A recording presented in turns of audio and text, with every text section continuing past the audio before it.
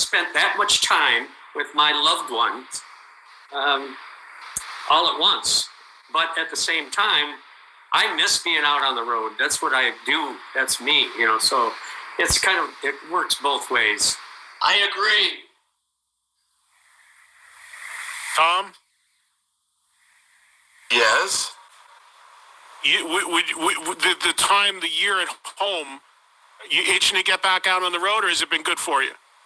Well, sure I am. We, that's what we've done our whole lives. We started out in, nightclubs and bars, and it's really what we know, and it's what we do. We do it for a living, and we that's what we do. But it's been nice to spend time with the family like that, and, you make the best of whatever situation you're in, So, we're looking forward to getting out and playing again for sure. Another thing that's nice too, I think, for all of us is we all have children, and they're all musicians. It seems like, so we get to enjoy their product, whatever they're working on, or we're there to listen or help any way we can, and that's kind of cool.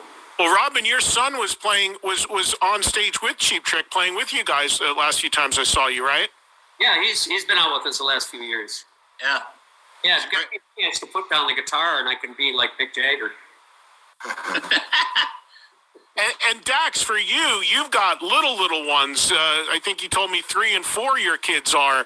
So I guess it's good that you're around at these early ages, but then you're probably doing a lot of diaper duty, right? No diapers anymore. Just straight up big dumps in the toilet. So. Yeah, I wipe 3 butts a day now instead of just 1. It's fantastic.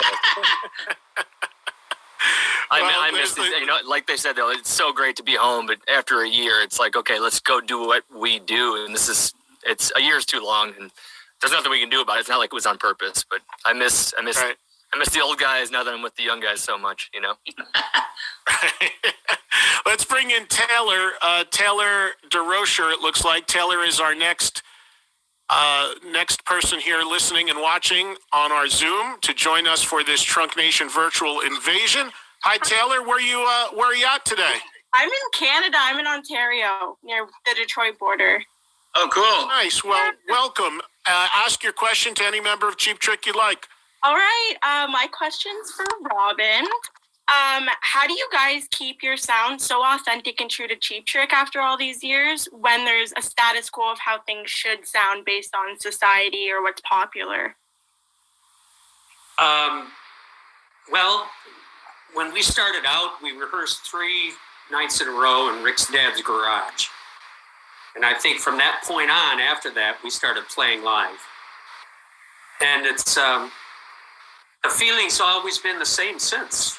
When we play together, something magical happens. I don't really know how to explain it, but it's just feeding off of each other and having fun up there. It's kept us alive for all these years. It's like musical super glue. Thank you, Taylor, for the question. Appreciate it. Moving along, let's get Ashley, who is in Boston, on with the guys from Cheap Trick. Ashley should be joining us here any second. And there she is. Welcome, Ashley. Hi, thank you. So I will direct my question to Dax because he's a little bit on the younger side. So there's been a lot of talk lately that rock is dead. So what is your opinion on this? I think it's not dead at all. I think without burning any bridges, I think, the labels know that the money is in hip hop and in whatever the term is these days. But I think there's as many rock and roll bands out there today as ever. And I think kind of like what Taylor just asked, how do you not fall into the trap of making music that sounds like today? I think unfortunately you hear a lot of music from the 80s and you can tell, man, that was from the 80s. Because they were trying to sound like it sounded on the radio, and some of those are great songs, but the production makes it sound super dated. So I think there's plenty of rock and roll now if you want to go find it, and there's just not the label backing as much for rock and roll artists to get out on TV and on the radio. So you kind of got to. Unfortunately, you can't do it right now. But you have to go out and see live music, and I guarantee there's rock and roll with Tom's daughters out there, or Robin's son and daughter, or me even, like I'm still playing rock and roll every day because I'm not trying to, that's what I love. It's the only choice.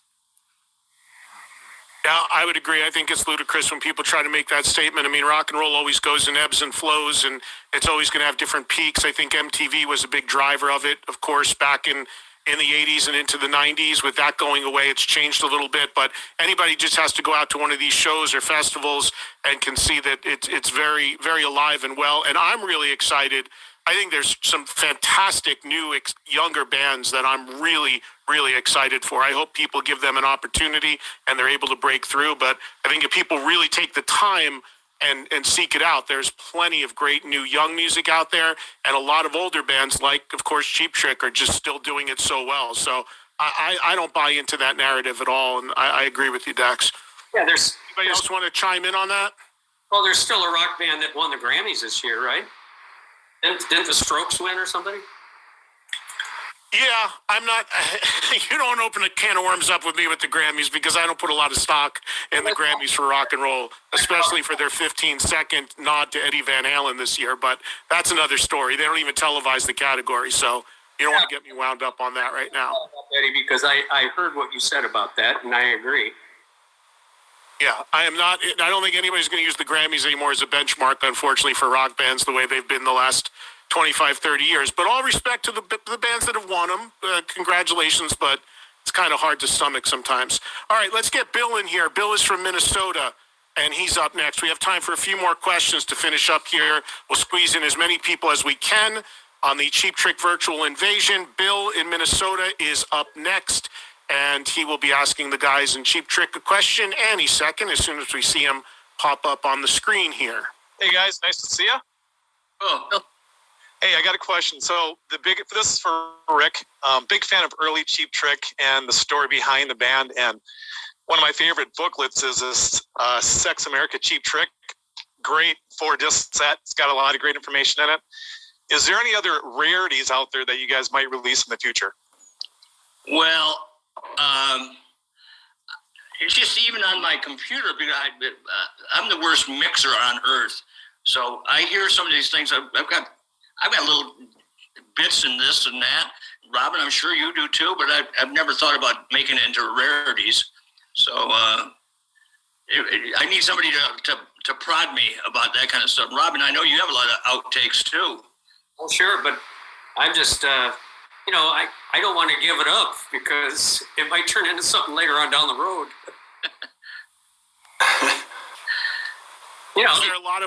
Is there a lot of additional stuff? Is there such a thing as, say, the Cheap Trick vault? Everybody seems to have a vault. Every band talks about a vault where there's old stuff or old tapes or old stage stuff.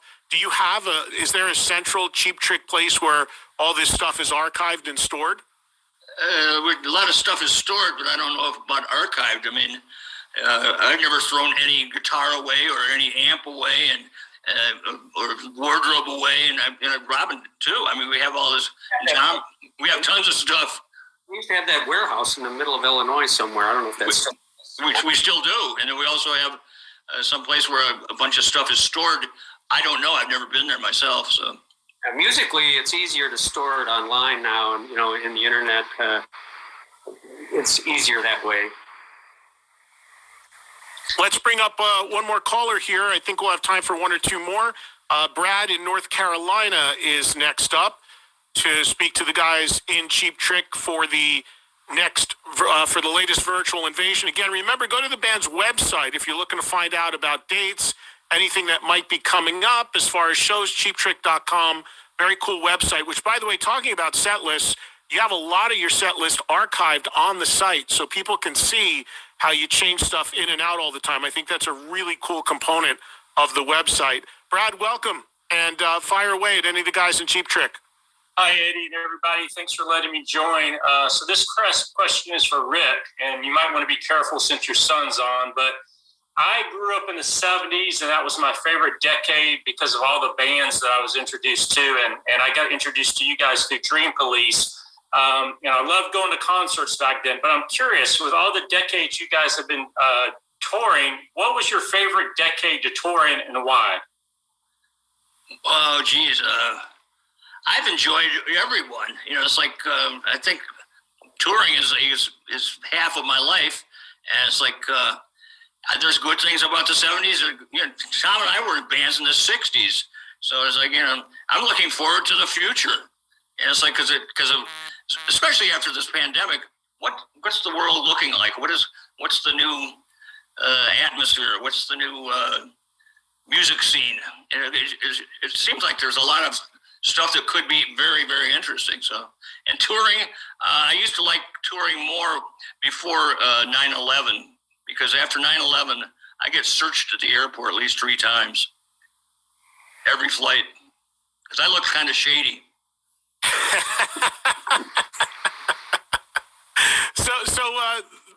I mean, imagine touring now is a lot more comfortable because you're able to be in contact with everybody at home so easy. The advent of cell phones, computers, the buses are a heck of a lot nicer. I would imagine that as much fun as it must have been in the 70s in those days, Robin, would you agree now is a little bit more comfortable? You enjoy it? Well, if you're looking for comfort, yes. But at the same time, the 70s was certainly my favorite because we first started out then. And that climb to where we got to was pretty exciting. Tom, how have you seen the Cheap Trick audience change over the decades through all the touring? Do you see a lot of younger people? Are you seeing people bringing their kids? Are you seeing a wide mix of people that are there from the beginning or younger? What are you seeing out there? You just answered your own question. Yeah, we see every element. We see, and it's nice because we'll see people that we've seen for years, and you'll recognize people you may not know their names. It's always nice to see a familiar face, especially in an unusual setting. You'll be in Wales or something, and you'll see somebody.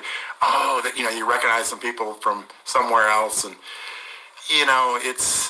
it's really nice to see people out there that you know and recognize. And we see a lot of young kids. And what's strange to me is you'll see a lot of people that are really quite young, not little kids, sometimes, but teenagers or whatever, and they'll be singing along to songs from the first and second album and just deep cuts.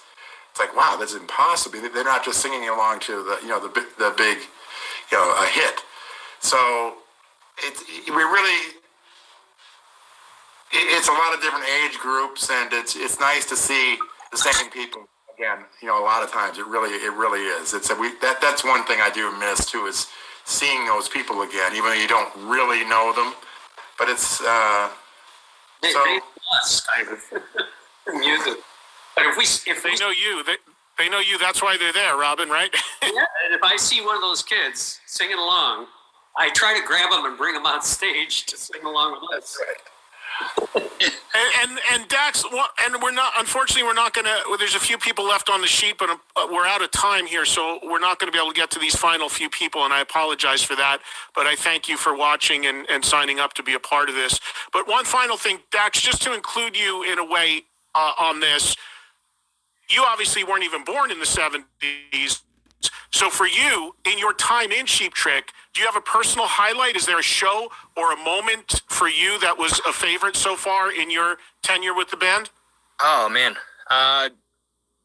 Probably, I think going to Japan for the first time, the Japanese history is such a pivotal part in Cheap Trick's history. So the first time I got to go and actually be on stage and witness the audience, how they interact, they clap, and then they get real silent so they can hear what you say. And I'd always heard stories about that, but when I first went there and performed, and they were so welcoming to me as the new guy, and it was just, I think playing in Japan every time we go there, probably it's just such a different world than anywhere else. You go to no offense to the UK, but it's similar to the States. You go to Australia, it's similar because the different accents, but you go to Japan and I look different than everybody there, and they speak a different language than me, but music is what brings us all together. And it's, they try their hardest to speak to us, and they come to the train station with signs, and they give us gifts, and it's just like, I never thought I'd be a part of like Beatlemania in a way, people follow you to the train station, and somehow they're there before we get there.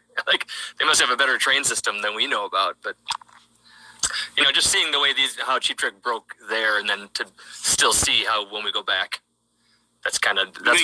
do they still scream the same way they scream on Budokan? Of all the great things about Budokan, one of the many great things about it is the greatest recorded screams from an audience I've never heard, like screams of joy. Do they still scream like that when you go to Japan even now, Rick?